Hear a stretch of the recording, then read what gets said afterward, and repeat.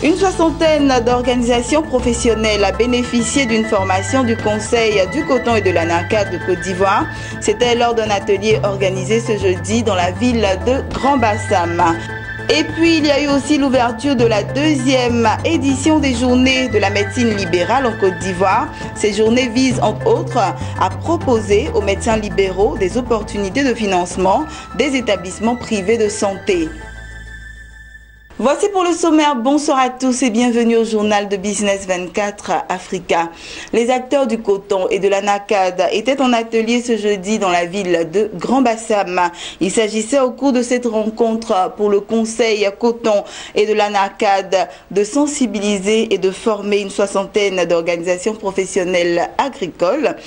Ces 60 représentants de coopératives agricoles, en plus d'être formés, ont reçu des kits d'analyse du KOR, une technique à même de les aider à vérifier la qualité des noix de cajou. Sandrine Bamba et Soro Chelina pour le reportage.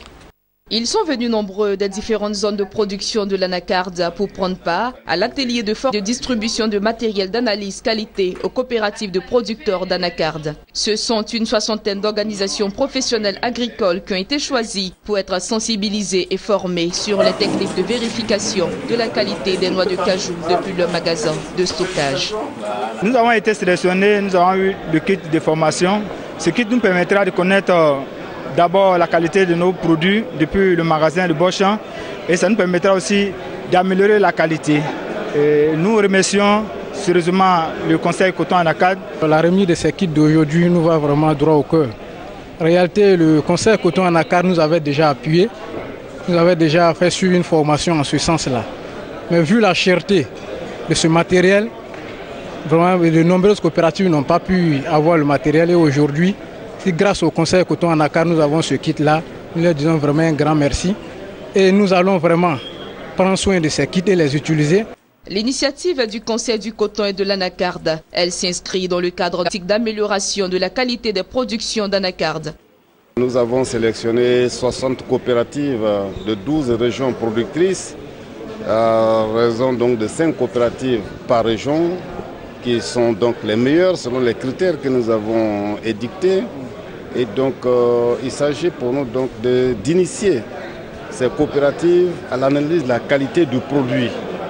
La qualité du produit, à savoir donc le taux d'humidité, le grainage et le KOR, ou outturn en anglais. La qualité mérite d'être entretenue. Et donc, comment entretenir cette qualité? Comment évaluer cette qualité? Ce sont ces outils que nous allons donc donner à ces coopératives pour que sur le terrain, elles soient bien outillées, de sorte donc à produire et à livrer un produit marchand inattaquable et de qualité. Plusieurs partenaires se sont associés à cet atelier de formation des producteurs d'ANACAD dans le PESAC, le projet d'appui au secteur agricole en Côte d'Ivoire. Le PESAC travaille avec le Conseil coton ANACAD pour appuyer les producteurs dans leurs besoins, les producteurs individuels et puis leurs organisations. Aux producteurs individuels, nous faisons la promotion à l'accès au matériel végétal amélioré. Et les organisations coopératives ont identifié aussi des besoins. Mais dans le cas d'espèces, nous sommes venus pour promouvoir la qualité. Le Conseil du coton et de l'ANACAD est l'organe chargé de la régulation, du suivi et du développement des filières coton et ANACAD. Il a pour but d'optimiser la production et l'amélioration de la qualité du coton et de l'ANACAD, la garantie d'un prix rémunérateur aux producteurs, l'amélioration de la gouvernance des deux filières et l'augmentation de la valeur ajoutée par la transformation. Parlons de santé à présent. Il s'est ouvert ce jeudi à Abidjan la deuxième édition de la journée de la médecine libérale en Côte d'Ivoire. Ce salon couplé au 4e congrès national du syndicat national des médecins privés de Côte d'Ivoire vise entre autres à proposer aux médecins libéraux des opportunités de financement des établissements privés de santé. La deuxième édition des Journées de la médecine libérale en Côte d'Ivoire s'inscrit dans l'optique de concourir à l'assainissement et à l'amélioration du secteur privé de la santé et par ricochet, la santé en Côte d'Ivoire. Le salon s'est ouvert ce jeudi 11 et ce jusqu'au samedi 13 mai sous le thème « La médecine libérale dans l'offre globale de soins en Côte d'Ivoire ». Cette plateforme de réflexion et d'échange entre professionnels du secteur privé de la santé va aborder plusieurs thématiques. Ces thématiques doivent, selon les initiateurs du salon, amener à promouvoir les conditions de financement du secteur privé de la santé, connaître l'évolution de la fiscalité et du code d'investissement en faveur du secteur privé de la santé. Il y a principalement deux grands enjeux. Le premier, c'est de sortir de ce congrès, de ces journées, avec des systèmes de financement connus, accessibles à tous et immédiatement disponibles. Et ça, c'est une promesse que nous faisons aux médecins. Au sortir de ces journées-là, ils auront des possibilités pour résoudre leurs problèmes de financement et donc l'amélioration et la création de structures privées de santé, l'amélioration des plateaux techniques, ce ne sera plus de problèmes épiques puisqu'on aura sur un panel des structures qui ont bénéficié des financements.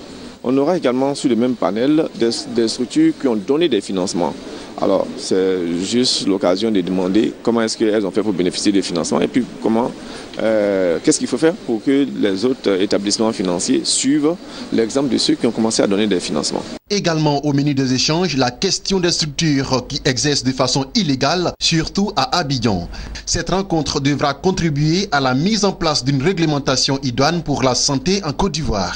Tout le mécanisme qui va être mis en place et qui est en train d'être développé déjà du côté du ministère va être communiqué avec le secteur privé pour faire en sorte que tout ce qui est illégal puisse effectivement être traqué et disparaître. Parce que ce n'est pas normal que ces secteurs, en s'organisant, ne s'organisent pas de telle sorte à pouvoir détecter les installations illégales. Quand nous regardons notre système de santé et que nous voulons faire une analyse avec objectivité, on se rend compte qu'il y a beaucoup de choses à faire. Aussi bien au niveau des infrastructures qu'au niveau des ressources humaines.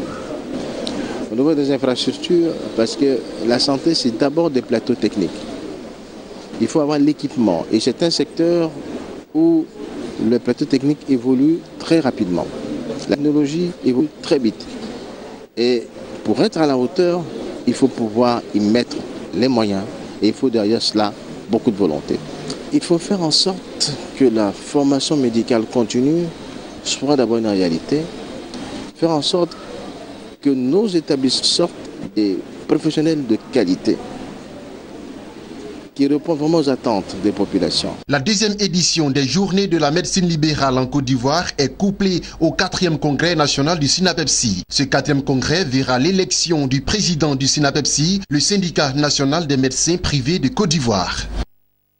Et voilà, c'était le reportage de Max Soubi et Marie Seri. Passons à présent aux informations en bref et en images. Les échanges commerciaux entre la Chine et l'Afrique ont progressé de 16,8% pour s'établir à 38,8 milliards de dollars au premier trimestre 2015. C'est ce qu'a annoncé le porte-parole du ministère chinois du Commerce. D'une part, cette performance a été surtout impulsée par un bond de 46% des importations en provenance d'Afrique, en particulier les importations agricoles qui ont augmenté de 18%. Et d'autre part, cette dynamique est surtout portée par les investissements directs non financiers de la Chine sur le continent qui ont également grimpé de 64% au cours du trimestre. Et puis on termine avec ceci. Selon son autorité de tutelle, les revenus égyptiens provenant du canal de Suez se sont élevés à 853,7 millions de dollars pour les mois de mars et avril. Ces revenus sont de 4,1% plus élevés que ceux obtenus sur la même période en 2016. Principale voie de communication la plus rapide entre l'Europe et l'Asie, le canal de Suez est l'une des principales sources de devises du gouvernement égyptien. Et c'est ici que nous refermons ce journal. Bonne suite de programmes sur notre chaîne de télévision Business 24 Africa.